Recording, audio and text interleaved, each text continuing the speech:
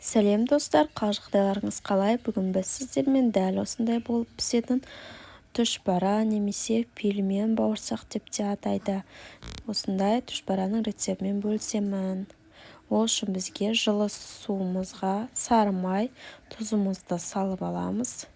Және де қолымызбен осылай сары майларымыз қараңыздар еріп тұр. Енді үстінен ұнымызды салып, қатты қамыр илейтін боламыз. Ұнымызды осылай жаймендеп салып отырамыз. Ұндарыңыз міндетті түрде електен өткізілген болуы тиіс.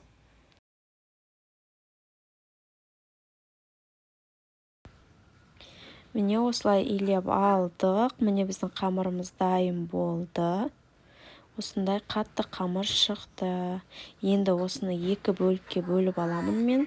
Өздеріңіздің қалауларыңыз бойынша сіздер бір дөңгелек зуала етіп жасасаңыздар да болады. Маған екі зуала етіп жасаған ыңғайлы. Осылай екі дөңгелекше етіп 10-15 минутқа тындырып, бетін кішкене сүлгімен жауып қоясыздар. Ал енді мұнда мен картоптан пюре жасаймын ішіне салмасына. Ол үшін осылай картопты қабығынан тазалап, осылай өздеріңіздің қалауларыңыз бойынша бөліп суға қайнатасыздар. Қайнағаннан кейін қараңыздар, мен осылай езіп алдым. Өздеріңіздің қалауларыңыз бойынша тұз, бұрышын саласыздар.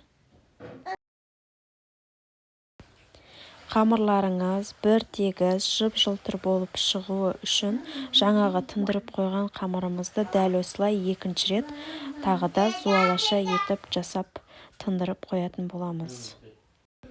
Тындырып қойған қамырымызды 15-20 минуттан кейін барып, дәл осылай жая бастаймыз. Осылай ұн сеуіп, дөңгелекше етіп, жұқа қамыр етіп жайып шығатын боламыз.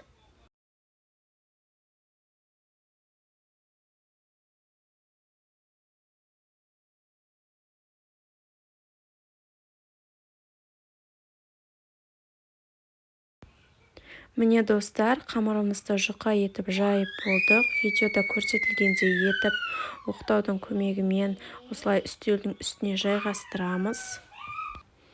Қамырларымның барлығы бірдей түзу етіп шығу үшін мен осылай 4 саусақтың көлемімен осылай кесіп шығамын. Сонда барлық қамырларым түзу теп-тегіс болып шығады. Осылай кесілген қамырды тағы да осылай бір сызық бойына түзулеп жайып шығамыз.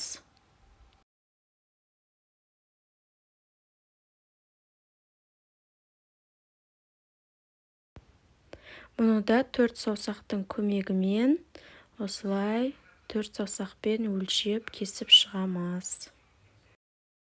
4 бұрышты болып кесілген қамырларымызды осылай жайып шығатын боламыз. Жайып шыққан қамырларымыздың үстінен осылай картоптарымызды салып шығамыз.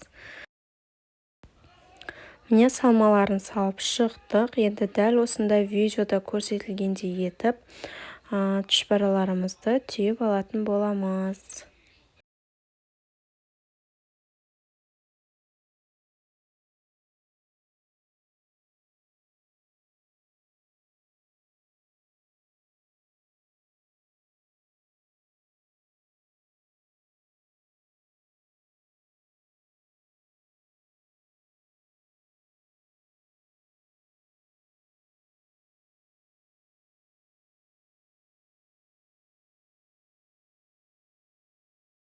Барлық қамырымызды дәл осылай етіп түйіп шығатын боламыз.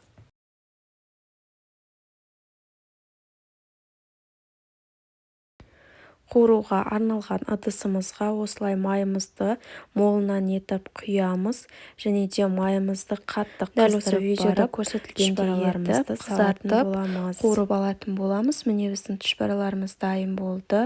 Осындай алтын түстегі түшпәраны бір рет салып қуырып алғаннан кейін кішкене осылай барлық түшпәраларымызды майымызды қыздырып алып, келесі түшпәраларымызды салуымыз қажет. Себебі түшпәраны пісірген кезде майымыз суып қалады. Ал бауырсақты пісірген кезде олай емес, күтудің қажеті жоқ. Бірден артынша сала беруге болады.